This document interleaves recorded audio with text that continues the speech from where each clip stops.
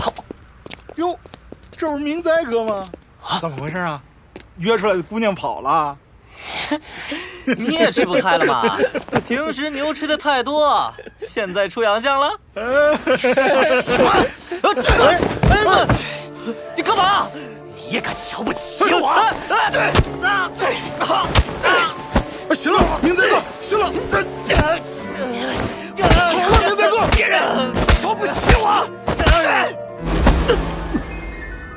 你就是个我雇来给客人卖笑的，怎么不乐意啊？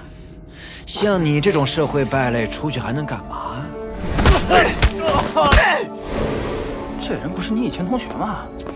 什么同学？高中就被开除了，现在在酒吧端盘子，小混混一个。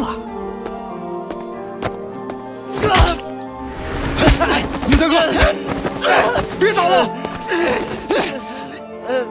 没错，我就是个败类，可我活得很自在啊。不管是钱还是女人，我都没缺过。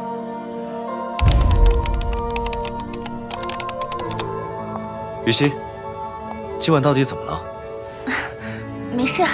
我就是喜欢看着韩雨熙被我捉弄的样子。